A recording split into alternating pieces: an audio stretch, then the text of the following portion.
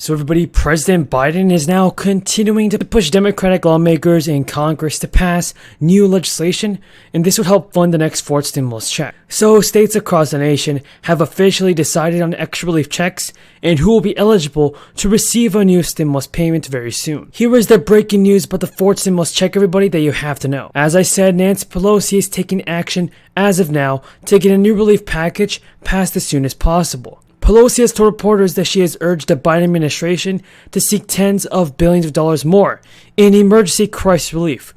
She has suggested it would take more than $40 billion to meet the needs of the nation. This means we could have $40 billion allocated towards a fourth stimulus check. President Biden has also initially asked Congress for $22.5 billion in new funding to fight the ongoing crisis.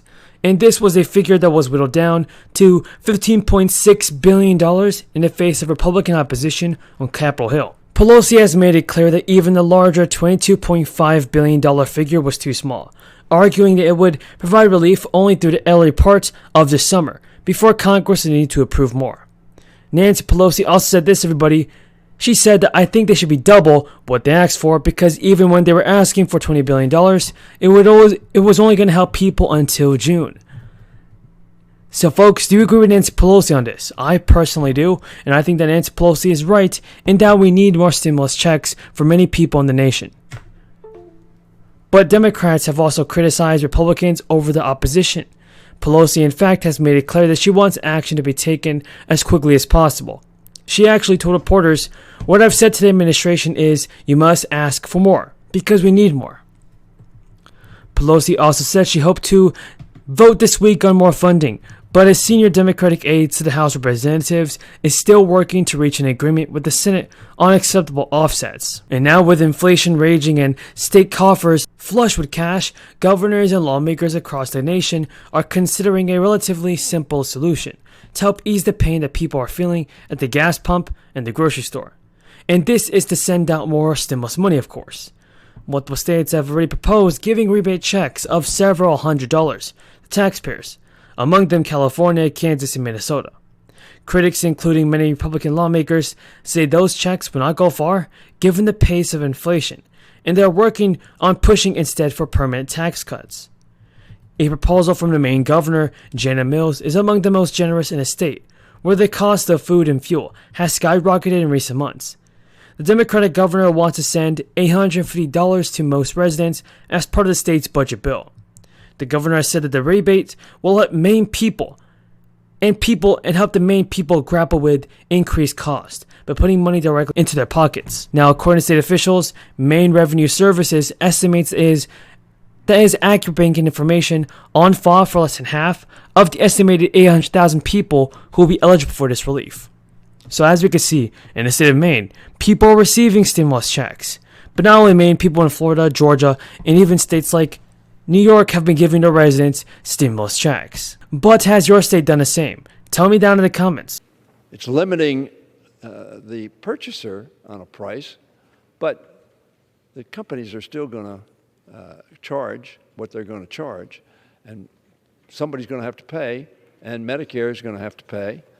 So it does increase the cost, but it's not price control on the pharmaceuticals. And I want to say that we have a bill, of course, that will allow negotiation in Medicare, just as the VA does. Negotiation is not price control. Negotiation is saying, I'm going to buy a lot of your product and I want a better price. A lot of us do that. We call it Sam's Club or some other club that we go to, and we buy large volumes and get a cheaper price than our poorer friends who just buy it one at a time. So I'm for this bill. It's a good bill. Madam Speaker, I want to thank Representatives Craig, Kildee, and McBath for their leadership on this bill. They have long been champions of making health care and prescription medications accessible and affordable for all Americans. More than 1 in 3 Americans are at high risk of developing diabetes, and over 37 million Americans have it. A lot of those folks can't do without it. They don't have an option. And insulin, which has been on the market for decades and is not protected under patent, and the development prices have long ages ago been amortized. To treat their condition, the people who have diabetes must rely on insulin injections to regulate their blood sugar levels. Now, if you have no option of not buying a product, those who sell that product can put the price wherever, if it means your life. A lack of insulin can lead to insulin shock, diabetes coma, kidney failure, and death.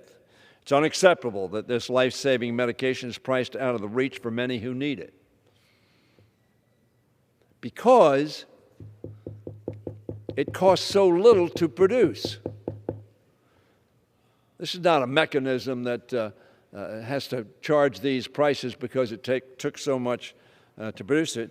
It costs only $10 to manufacture a month's supply. With our governor is the greatest one-year investment in New Jersey that we have seen in federal governance in over a century. We brought home the resources. The first thing folks know already is in the pit of the pandemic, we were able to pass the American Recovery Act, unfortunately without one Republican vote, that brought billions of dollars to our states, saving our small businesses, investing in our hospitals, giving critical resources to our schools. And then after that, we came with the biggest infrastructure investment our nation has ever seen, that puts a shadow over even what Eisenhower did, as Senator Menendez said, over 60 years ago. And now New Jersey will start to reap the benefits of that infrastructure investment. Clearly, as Senator Menendez said, 500 bridges being repaired in our state, being improved in our state, all while, Ray, creating thousands of jobs for people in our state. This is a time that New Jersey should feel a sense of pride. We have brought home the resources. We're investing it in our state. And when you invest in roads and bridges in New Jersey, you not only create jobs, you expand opportunity for businesses, for economic growth, and more. But this investment is just the beginning. Right now, we are going to see critical investments in getting lead pipes out of the ground to make sure there's clean drinking water. We're seeing investments. 7 Superfund sites in New Jersey, the most toxic of sites, are now getting the resources they finally need to be cleaned up. We are seeing our state in the worst of times show the best of who we are, building upon what our governor has done by